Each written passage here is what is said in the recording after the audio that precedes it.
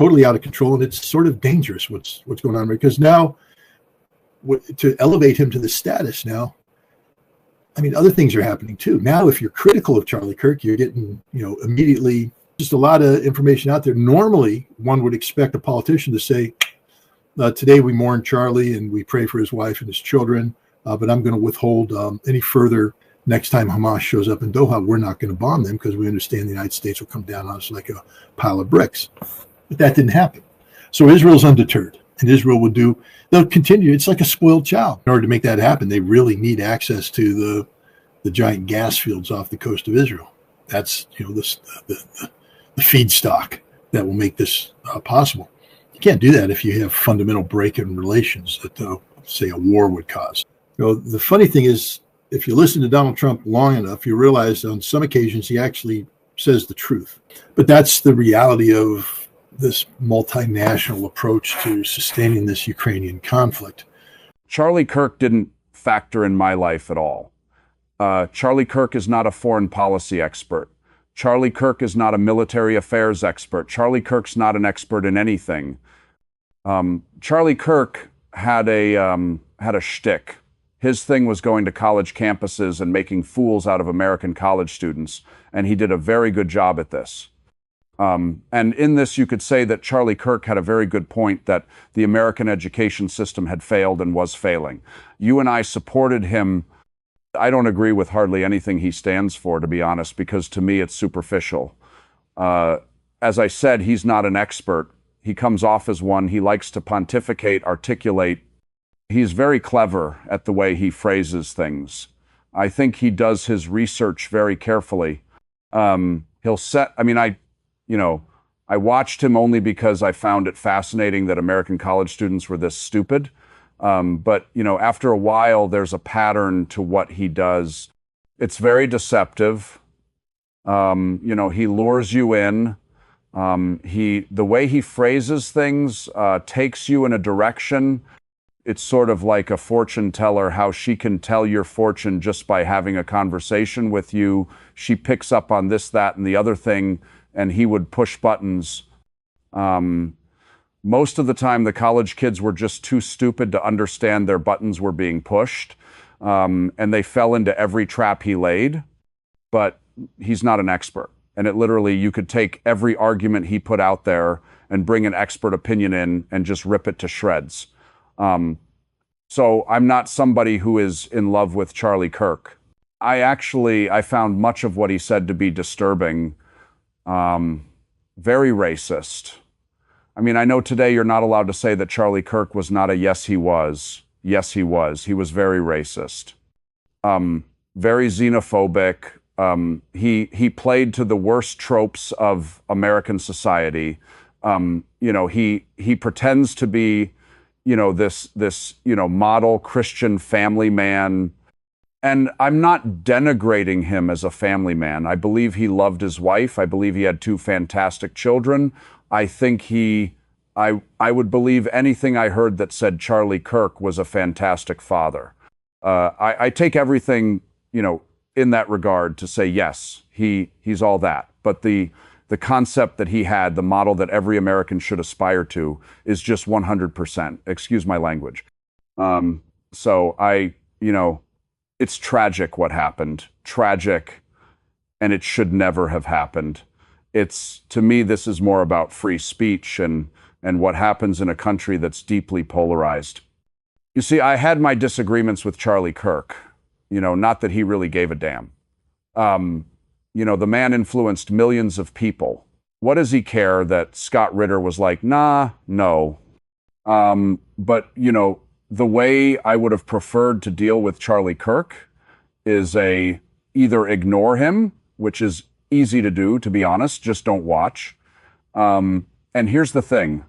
If you don't watch Charlie Kirk, you don't know about Charlie Kirk, and you realize how totally insignificant Charlie Kirk is to the big picture. 2, and I know I'm going to get pushback on that one because people, J.D. Vance, I wouldn't have been vice president if it weren't for Charlie Kirk. Yes, you would have, J.D. Trust me. Charlie Kirk is not the heartthrob of America. The blood doesn't pulse through Charlie Kirk's, ideological veins. But the other thing is, if you disagree with him, engage. I mean, the man is a debater, so go debate him. And what you'll find is a lot of people thought they could hang with Charlie Kirk. The one thing I learned is that I wouldn't ask for a debate with Charlie Kirk unless it was on a subject that I knew inside and out.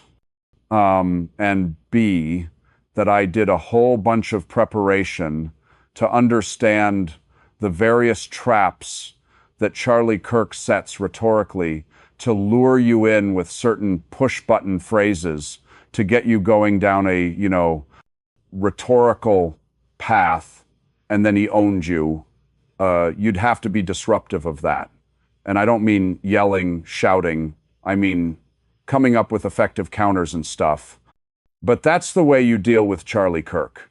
You don't shoot him. I mean, my God, what has this country become? My God. That's the thing about Charlie. I don't give a rat's ass what Tucker Carlson or J.D. Vance or anybody wants to talk about Charlie, because for me, my daily life, Charlie Kirk factored zero in anything I do. Just there was not. I watched him because it was entertaining to watch him make fools out of American college students. I was aghast at the fact that people couldn't hang with Charlie Kirk. But other than that, if I didn't watch, Charlie Kirk didn't impact my life at all.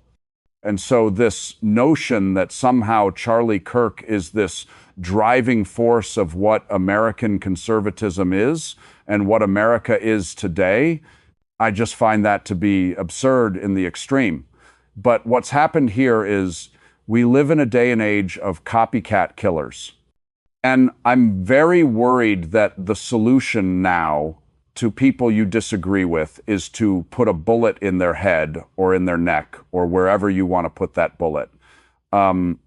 This is what bothers me. I mean, besides his death, again, I'm not here anybody who thinks that I'm trying to put down Charlie Kirk as a quality character. You're so wrong. I think he honestly believed in what he was doing. He was very good at what he did, and just looking at him with his wife and his kids, I mean, this is a good man. Charlie Kirk's not a bad man.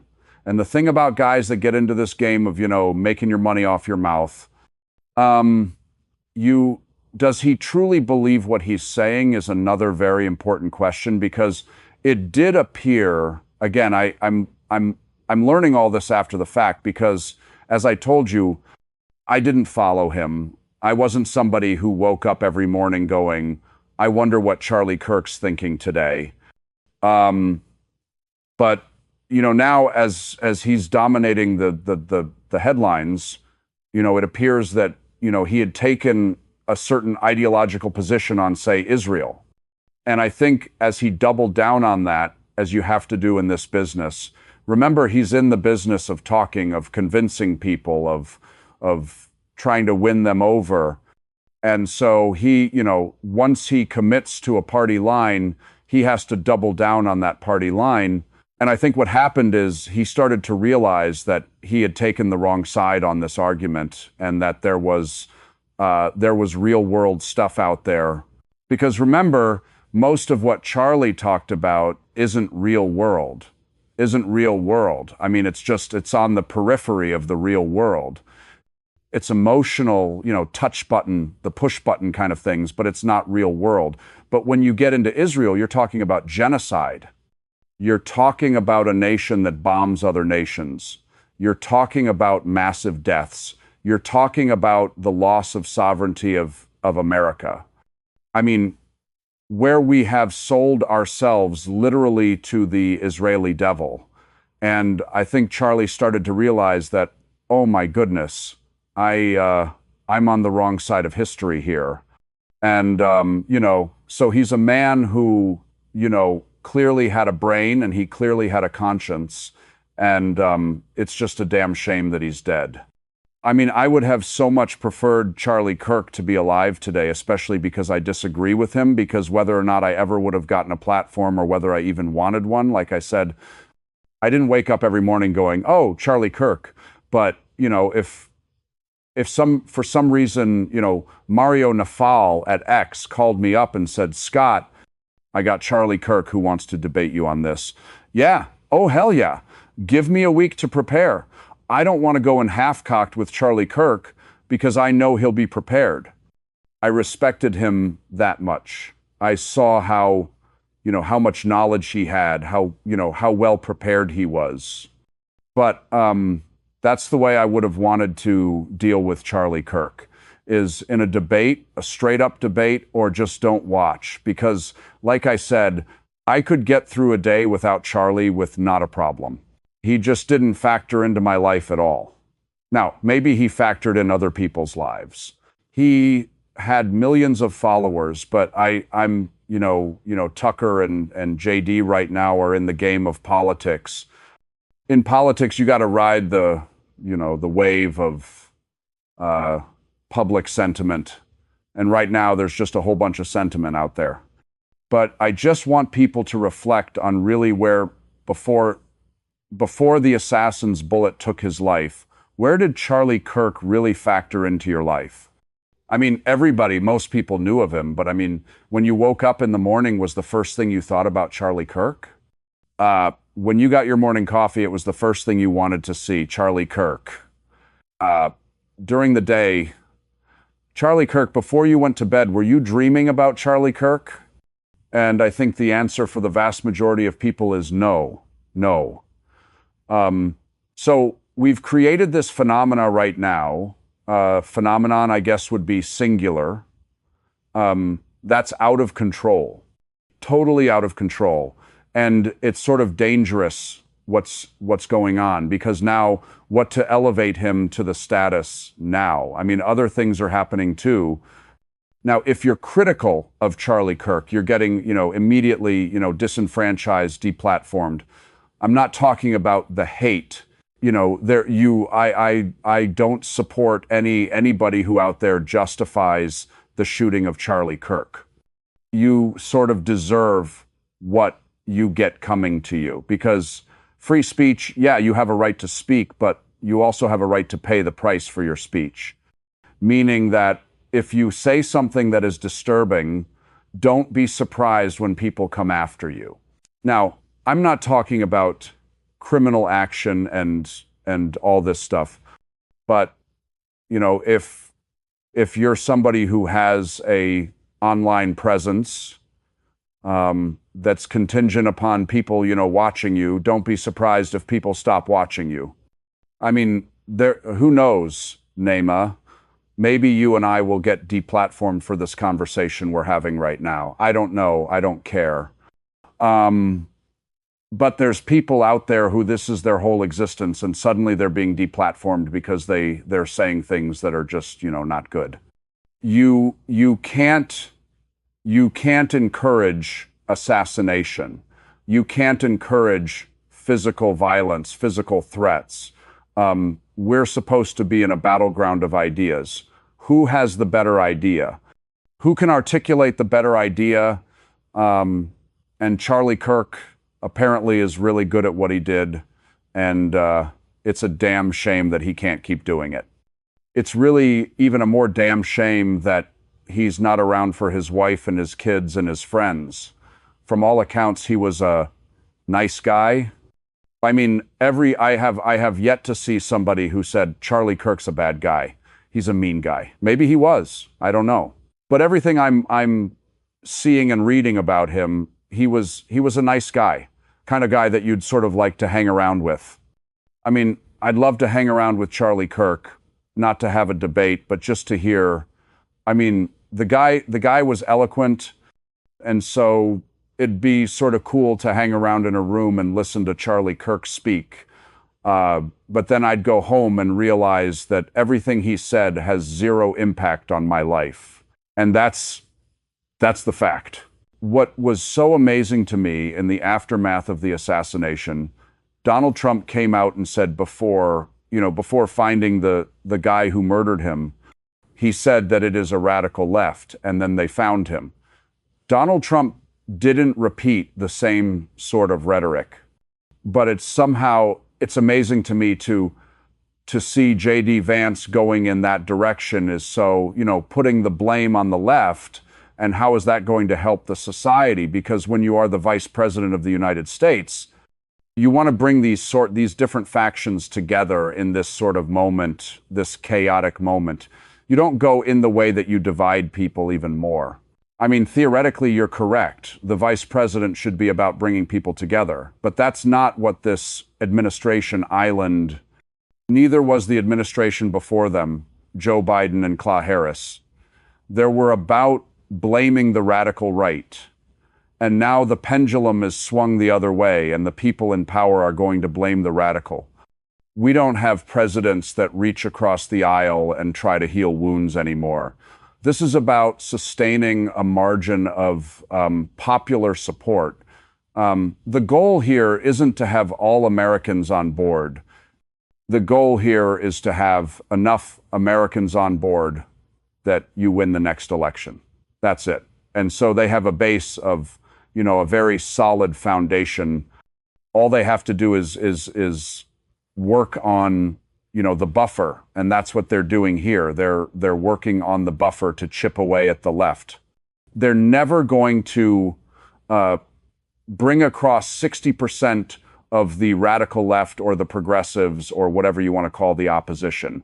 They're as deeply entrenched as MAGA is on this side.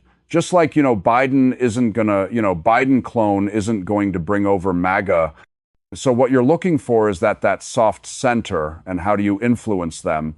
And what they're doing right now is playing upon the emotions of what appears to be a politically motivated assassination.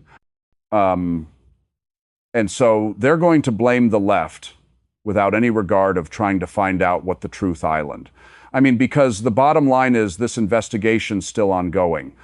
I don't think we have a confession as to, why this happened. And there's just a lot of information out there. Normally, one would expect a politician to say, today we mourn Charlie and we pray for his wife and his children. But I'm going to withhold any further commentary pending the outcome of the investigation. It's a murder. And, I'm not a defense attorney, but I would imagine that if the president and the vice president of the United States are out there saying things about the intent, etc., that turn out not to be true, but you've created the concept of polluting the jury pool of, the best thing for people to do is just shut up. Be honest, especially if you're in a position of power, just shut up. So, we're going to await the outcome of the investigation. There's a suspect in custody. I'm going to let law enforcement handle this one right now. For the moment, our thoughts and prayers are with Charlie's wife and his kids and his family. And, let's try and keep emotions down during this period of time. Let's reflect on the fact that, a voice has been silenced, and we have to make sure that no additional voices are silenced at this point in time. Freedom of speech is a foundational aspect of, this kind of political crap that could be put out there. When I say crap, it's sincere, but I mean, politicians are sort of famous for saying nothing. This is a really good time for politicians to say nothing because that's an investigation into a murder, and you want to get it done right. You don't want to do anything that creates a technicality and things of that nature. I think there's the public face and then there's reality. The bottom line is you're 100% correct, Netanyahu. First of all, in order to change Israeli behavior, you have to be able to deter Israeli behavior. That means that Israel needs to understand that if they do something, the price they pay for doing it far outweighs the advantages they get by doing it to begin with. So they could say, maybe we shouldn't do it. There's military force can be brought to bear.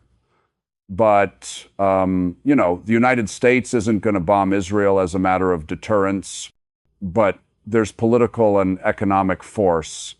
And, the fact the United States didn't do anything only underscores that they were in cahoots with Israel, meaning we knew they were going to Donald Trump's lying through his teeth.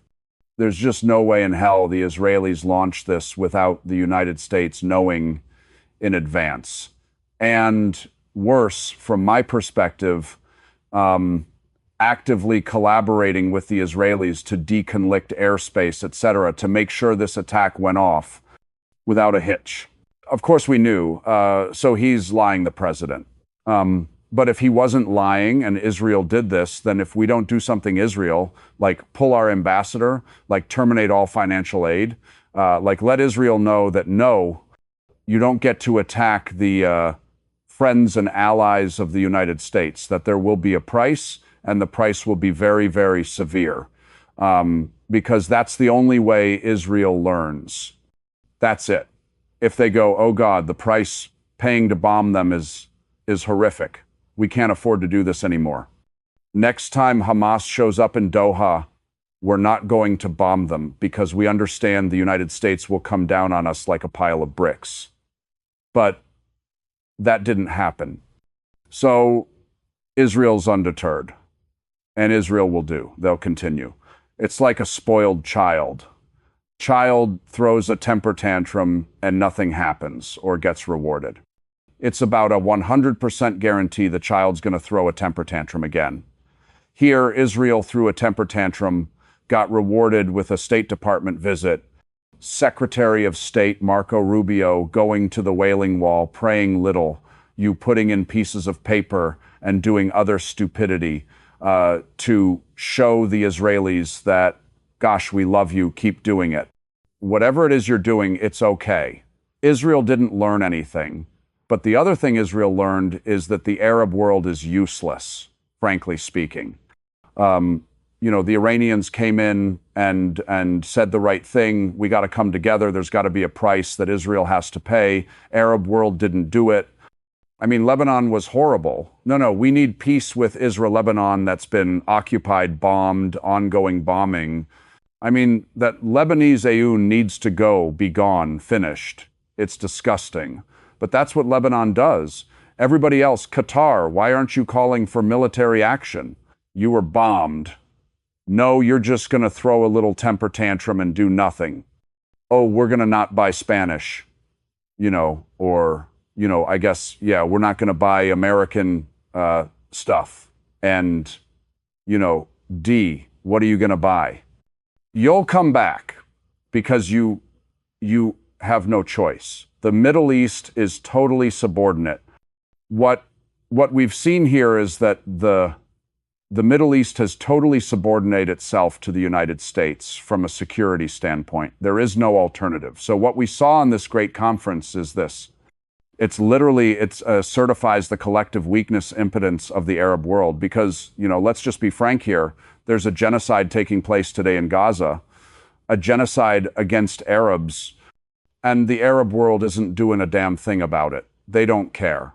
Yemen's being bombed right now. The Arab world's doing nothing about it. They don't care. Damascus was bombed last night. They don't care.